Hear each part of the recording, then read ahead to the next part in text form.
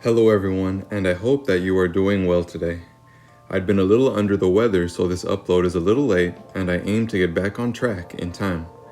Today we will be taking a look at Saint Guinefort, a greyhound dog who went from loyal puppy all the way up to venerated folk saint.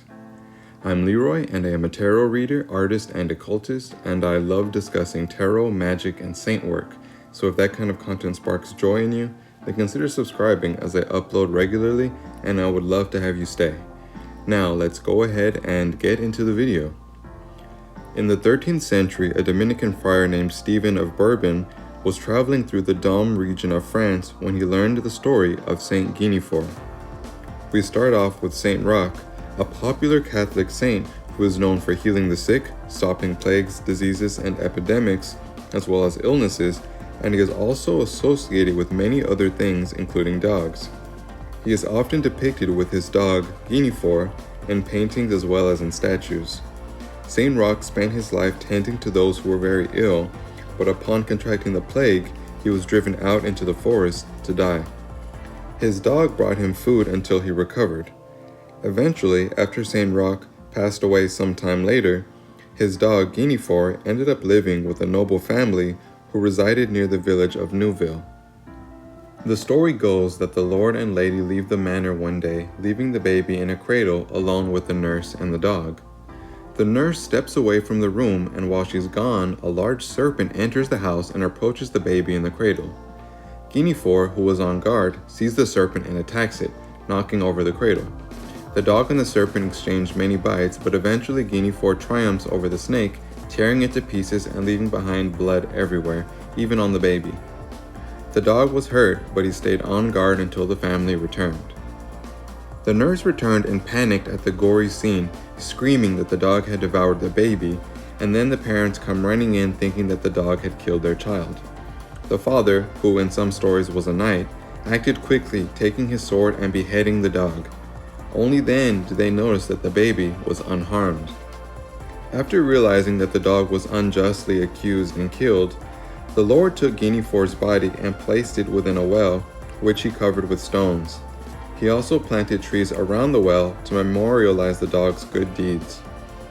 After hearing of Guinefort's bravery, peasants began visiting his gravesite and praying to the dog for help with their own children who were sick or in danger. All manner of rituals became developed around his resting place. Children were brought directly to the well, with some women even leaving their children behind at the well with lit candles. At one point, a baby was passed between the trunks of 2 trees 9 times in an attempt to heal the child. People also began praying to local spirits or fauns at or near the site, leaving offerings such as salt. A preacher felt these practices as invoking demons and had the dog's body dug up, the trees cut down, and threatened anyone who went to the site to receive help from Guinefort. The church authorities would attempt to end all practices and beliefs surrounding the greyhound turned folk saint.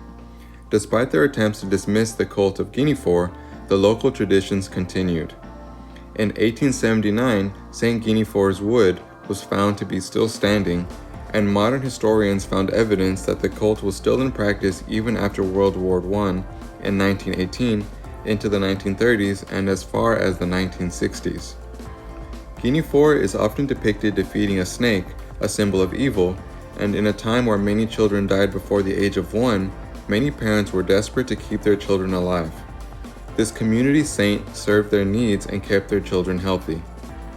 Saint Guinefort was considered a martyr folk saint who has his feast day on August 22nd, and he is invoked for protecting children from sickness and danger, as well as for being unjustly accused, and as invoked against snakes. So what do you all think about this folk saint who happens to be a dog? Giving new meaning to man's best friend, I knew I wanted to discuss him at some point on my channel. People were praying to him as recently as the 60s, so it is entirely possible that there may be people out there praying and working with him even now, which is quite interesting. If you enjoyed this video, then be so kind and drop a like. And if you enjoy this type of content, then subscribe, as there is plenty more where this came from. Thank you so much for watching, and I will see you all in the next one. Take care.